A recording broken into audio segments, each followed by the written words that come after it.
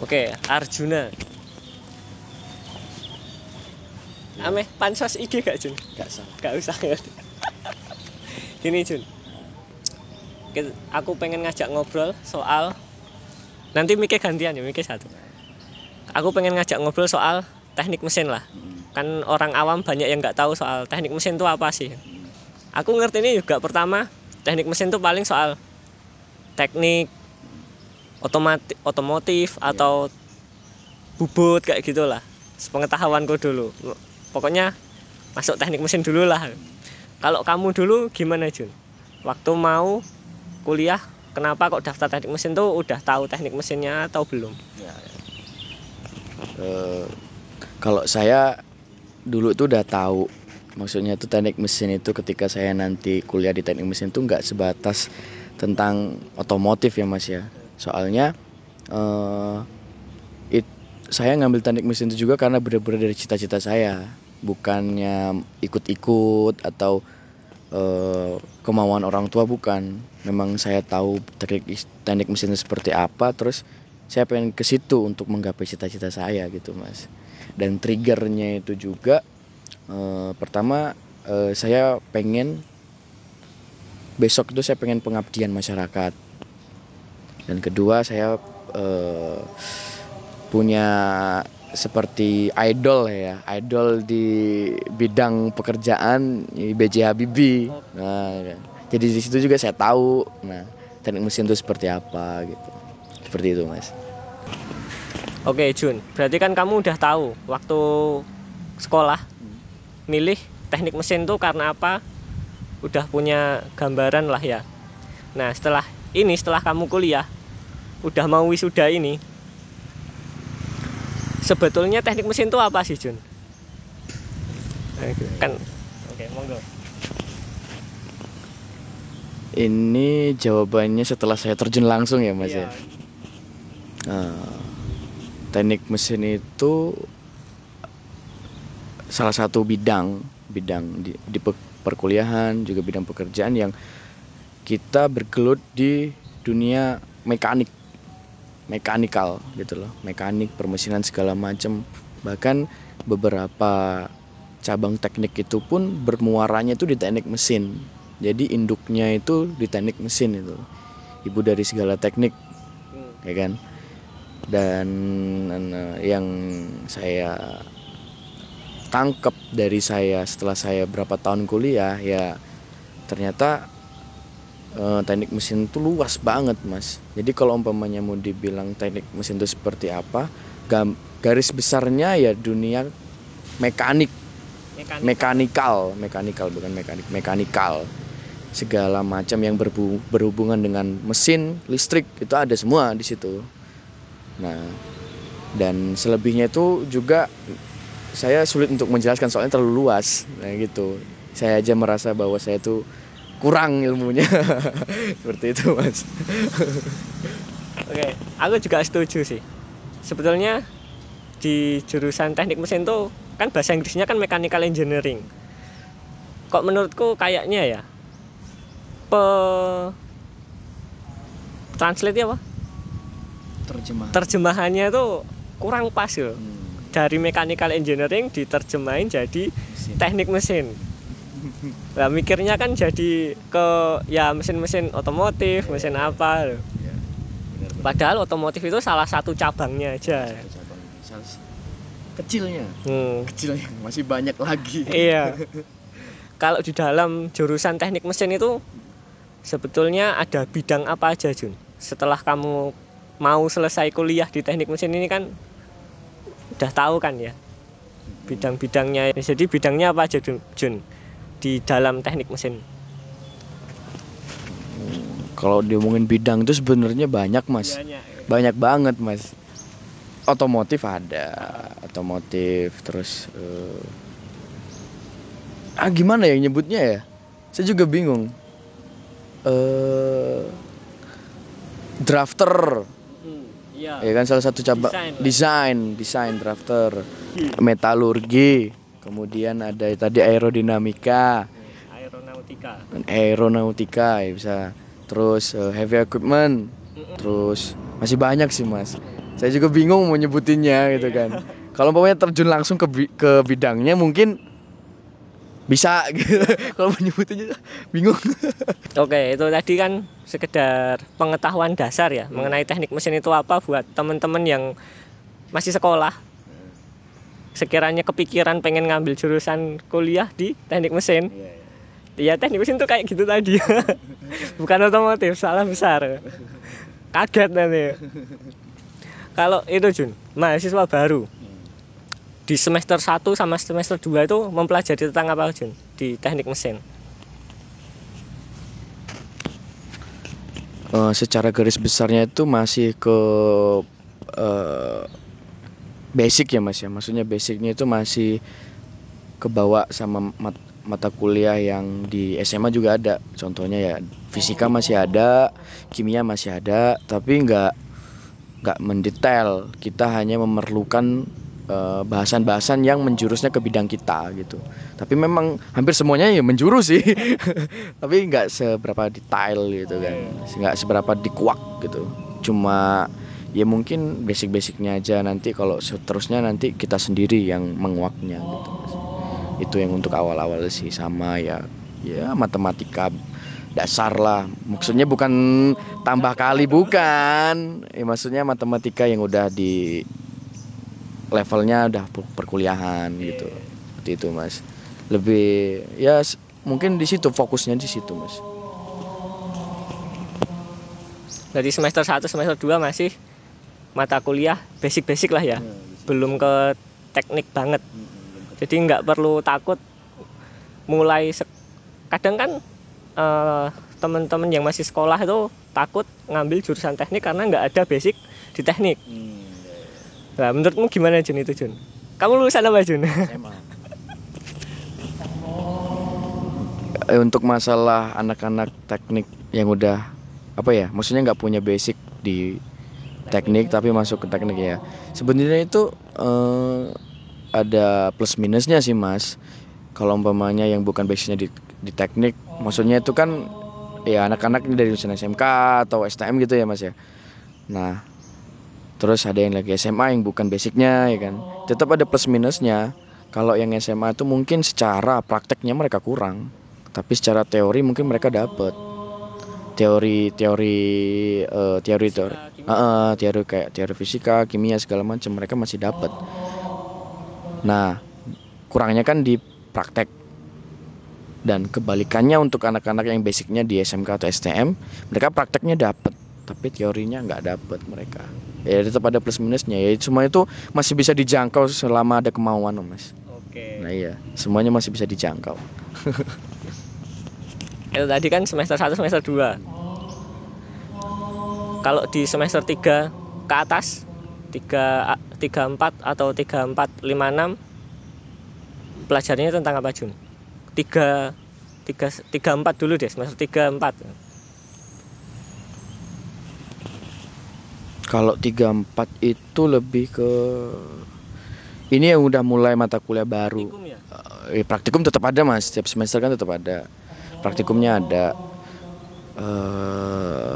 Kalau mata kuliahnya itu ya kayak mata kuliah perpindahan panas, termodinamika, terus dinamika teknik, nah ya gitu, statika struktur, seperti itu ya. Udah yang kayak upgrade-nya lah, kalkulus, bukan matematika. Sebutannya udah beda Mas.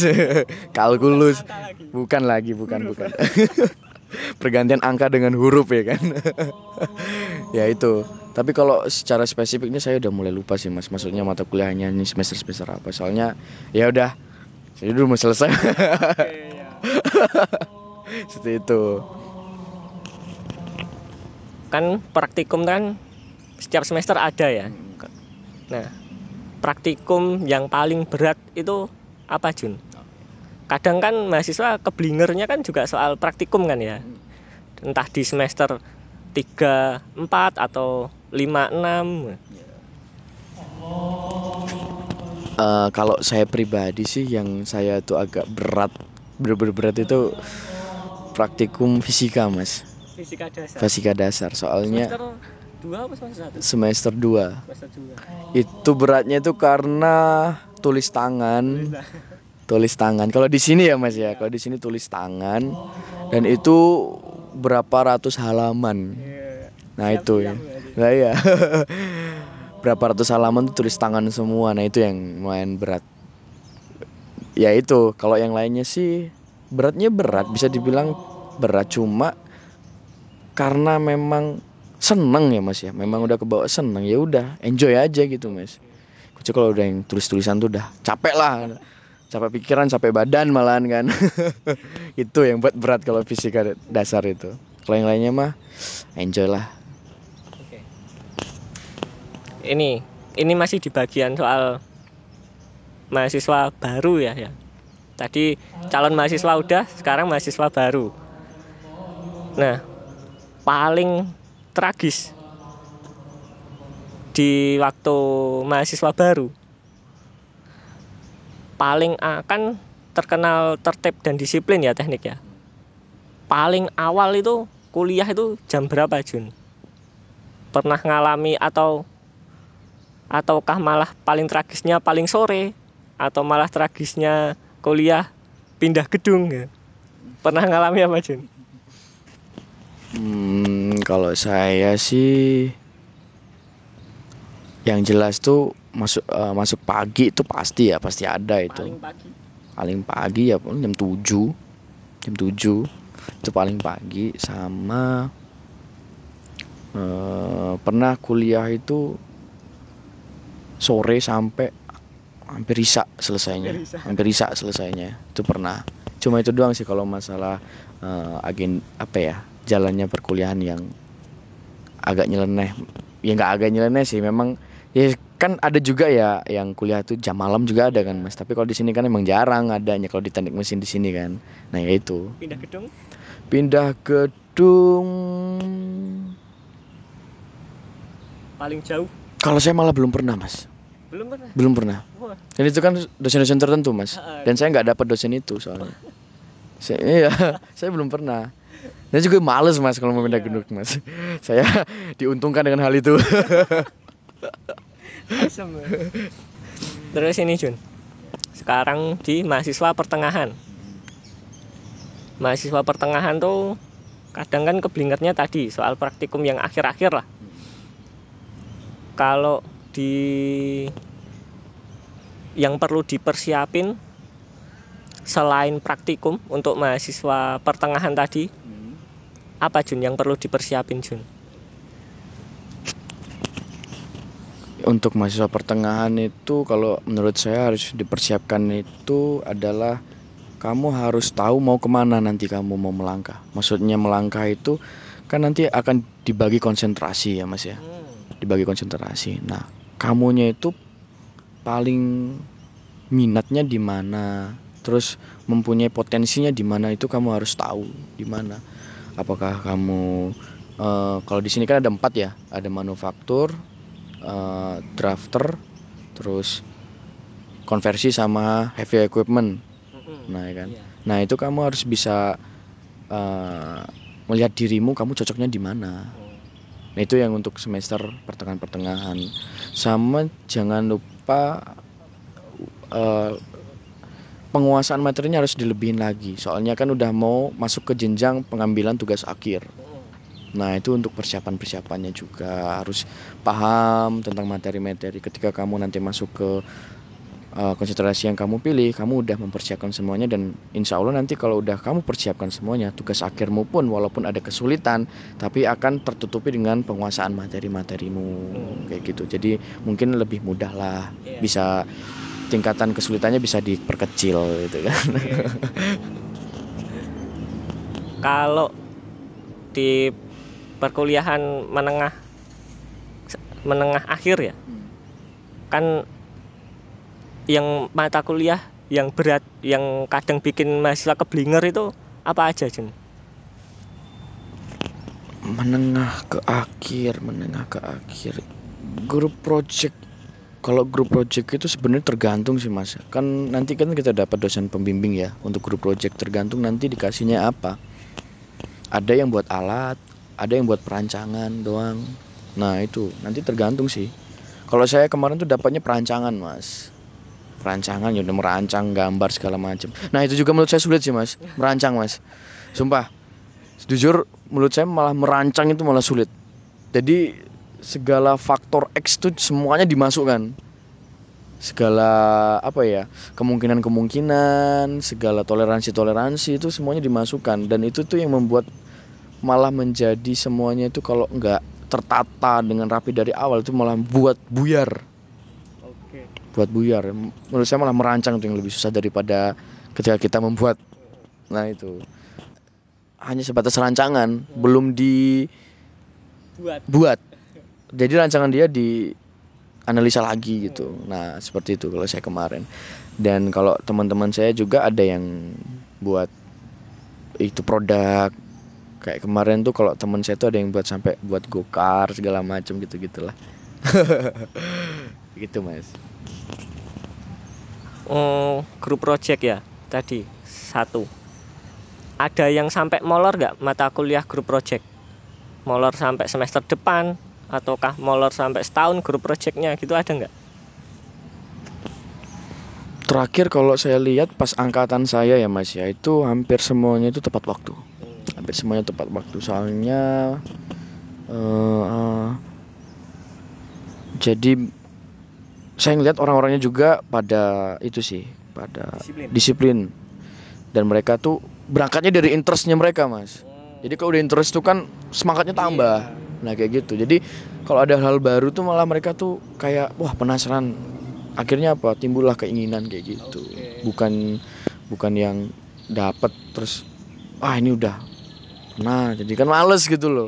Kalau hal baru kan malah interest mereka. Seperti itu, Mas.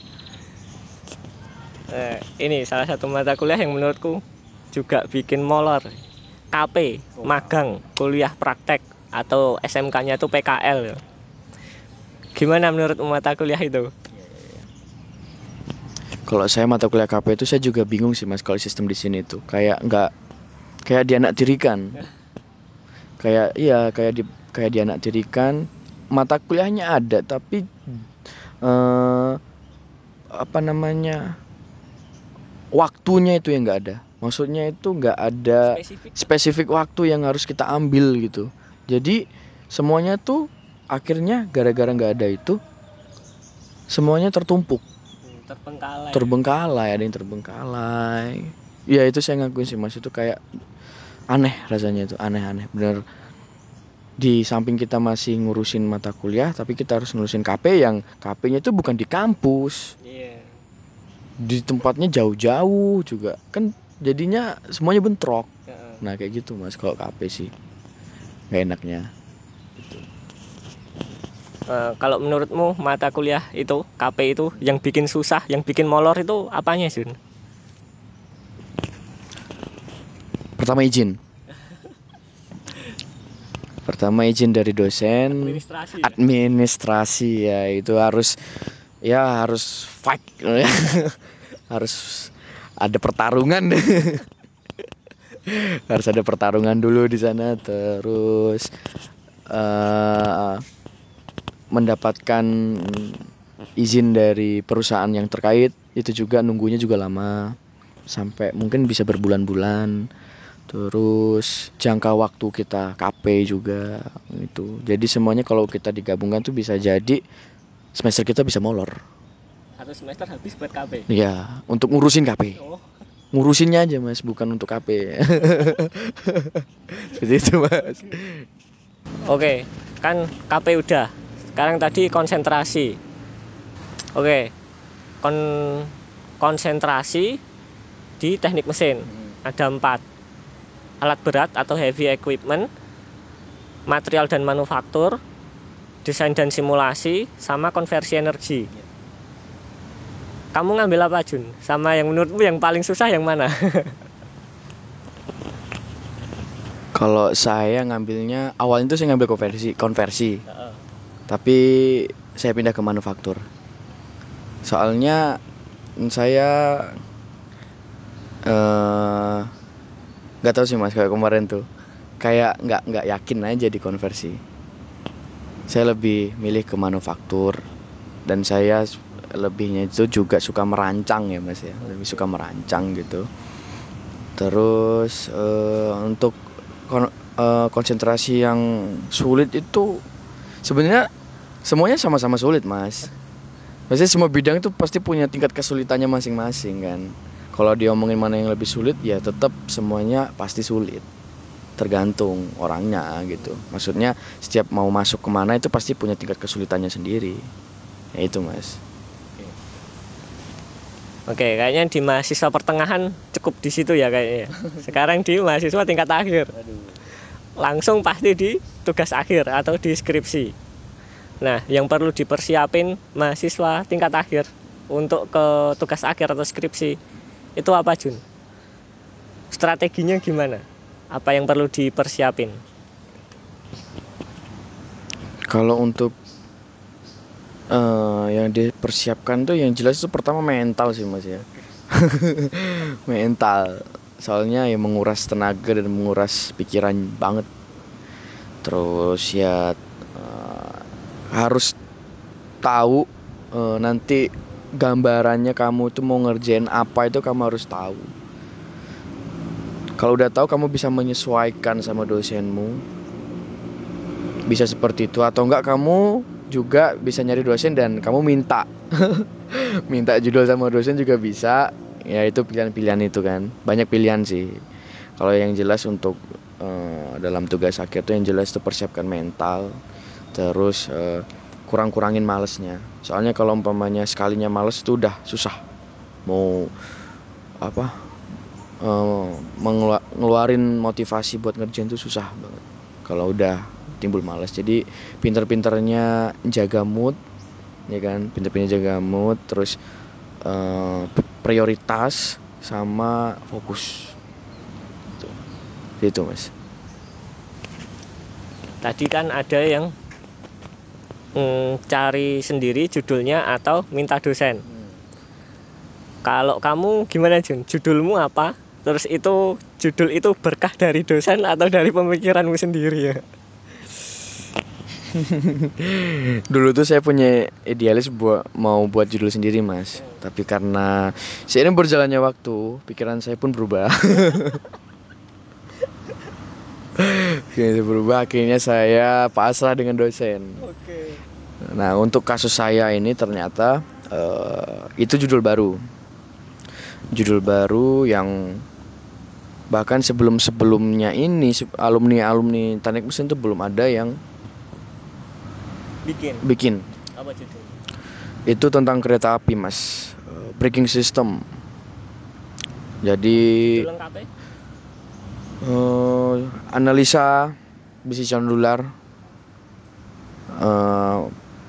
analisa besi condular sebagai komponen blok rem kereta api dengan tipe T358. Jadi pengubahan material. Kalau sekarang itu kan biasanya itu kan banyak lagi gencar-gencarnya itu pengubahan material dari material produksi yang dulu diubah ke yang sekarang gitu. Yang contohnya kan yang banyak itu kan pengalihan dari material besi ke komposit kan. Itu paling banyaknya. Nah, kalau punya saya itu sama-sama masih besi tapi jenis besinya yang berbeda.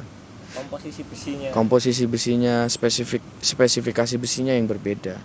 Karena itu juga bertujuan untuk menghidupkan kembali produksi besi cor di Indonesia.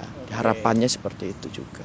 Soalnya kalau umpamanya diganti komposit ya produksi besi berkurang dong Mas. Nah, ya itu harapannya itu juga. Jadi pertama untuk menganalisa pembaruan, kedua untuk menjalankan produksi.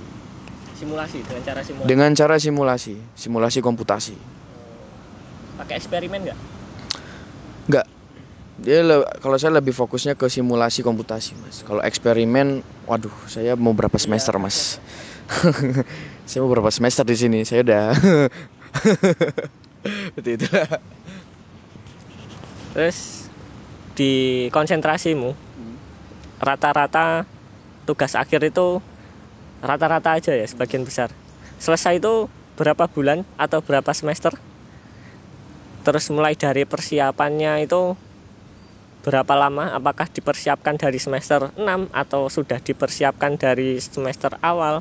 Ataukah persiapan dari semester akhir, semester 7-8 pun nggak masalah gitu? Ya kalau untuk tugas akhir itu, untuk yang pertanyaan Mas tadi itu variatif sih Mas, variatif. Ada yang cepet, ada yang, kalau di sini kan istilahnya TA0 ya. Iya. Jadi sebelum kasarnya ngeklik di itu SKS, kita bisa ambil itu kan.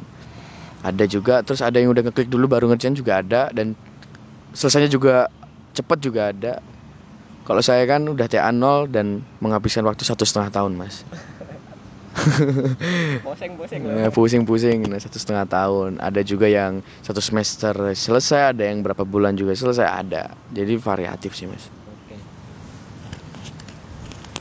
Kan kalau di jurusan lain ya, semester akhir itu kan IP-nya tinggi-tinggi Jun. Kalau di teknik mesin gimana Jun? Terus caranya biar IP-nya juga ikutan tinggi kayak jurusan lainnya, strateginya gimana Jun? Iya, kalau jurusan lain itu kan biasanya setelah tugas akhir itu kan udah akumulasi nilai ya. Akhirnya pada dapatnya tinggi-tinggi gitu kan, cum laude gitu kan. Cum laude. Kalau di mesin tuh harapan boleh. Harapan boleh, tapi jangan terlalu berekspektasi lah ya.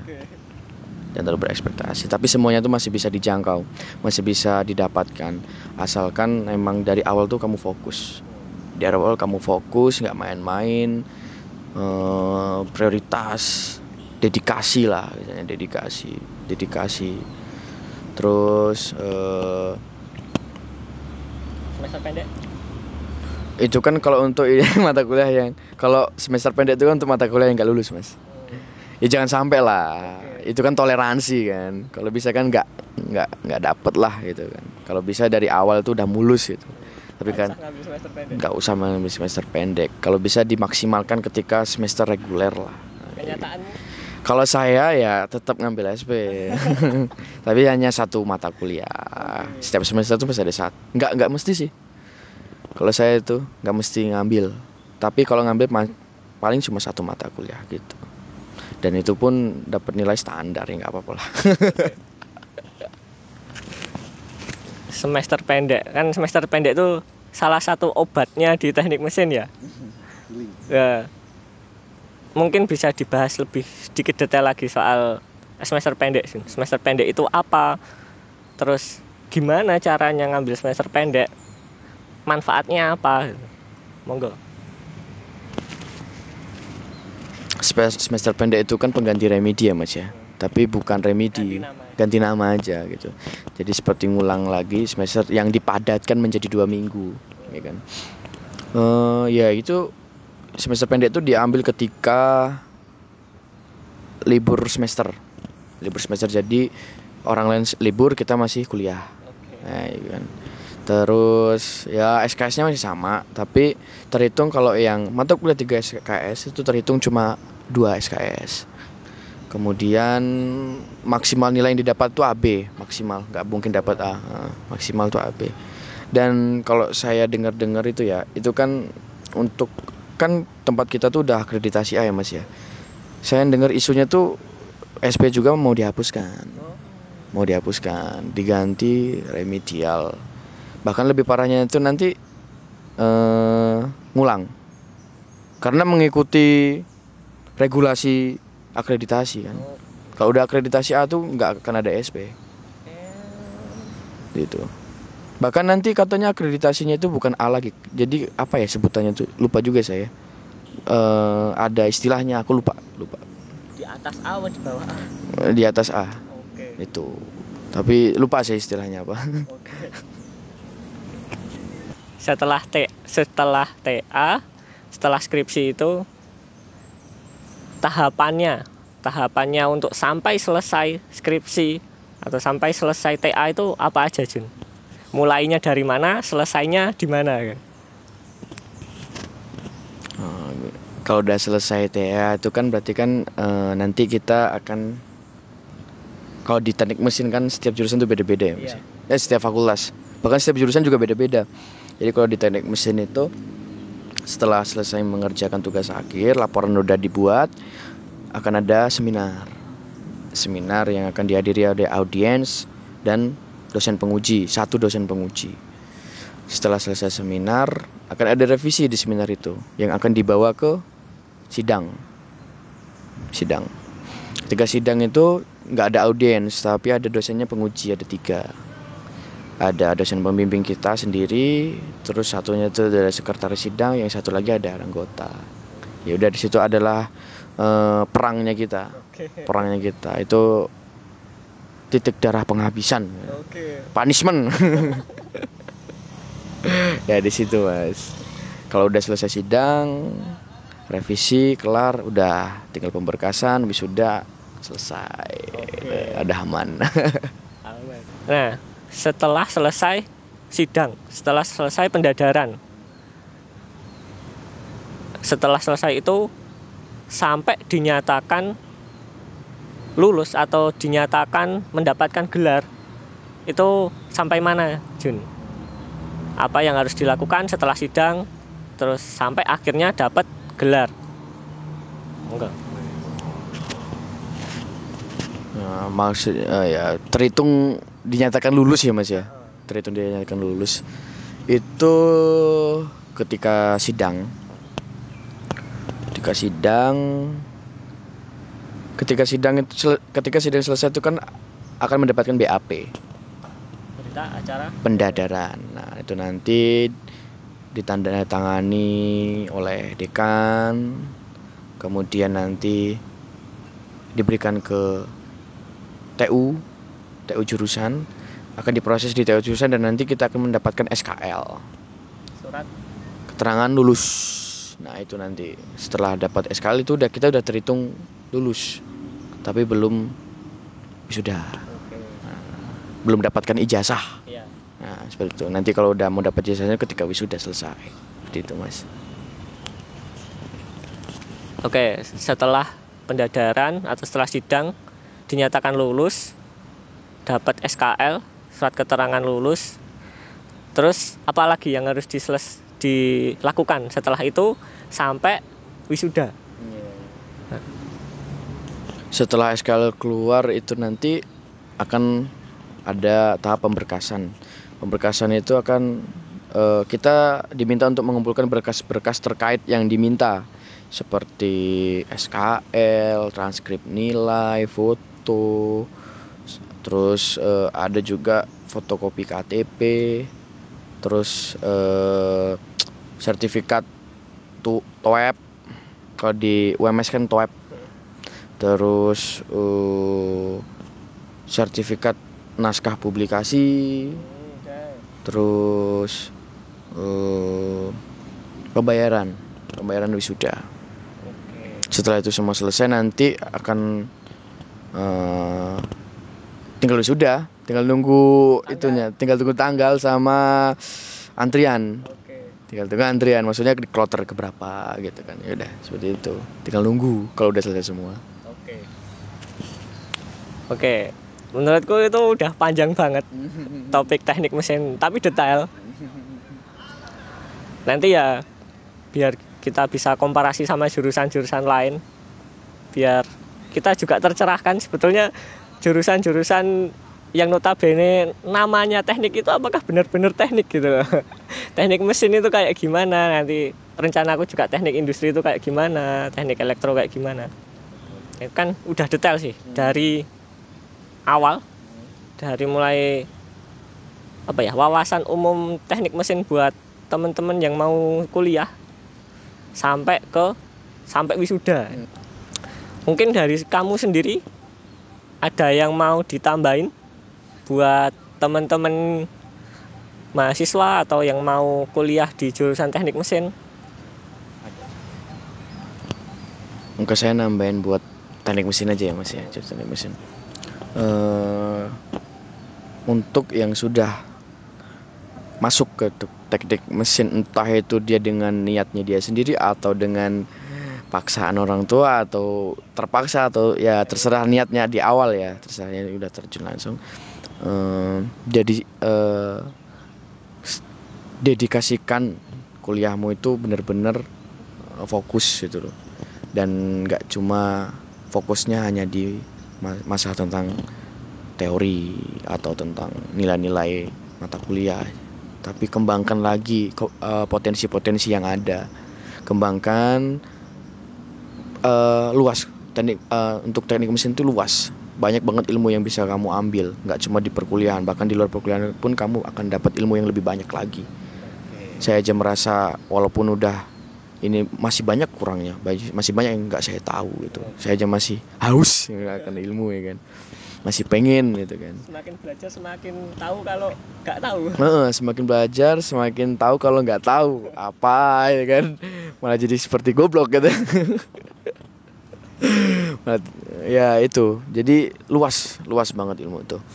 Jadi kalau saya sarankan, nggak tingkatkan kompetensimu tuh nggak cuma di kompetensi perkuliahan, entah itu di dalam segi nilai itu, tapi di luarnya itu juga, contohnya praktek, ilmu pengetahuan umumnya tapi masih dalam engineering atau bagaimana yang terkait seperti itu. Kamu harus tahu karena semuanya itu berkesinambungan dan terkait. Seperti itu mas. Jangan takut kuliah di teknik mesin. Tapi bakalan takut juga sih sama dosennya ya. Oke, segitu dulu aja Jun. Nanti kita ketemu di video lain, bahas obrolan-obrolan lain. Terima kasih.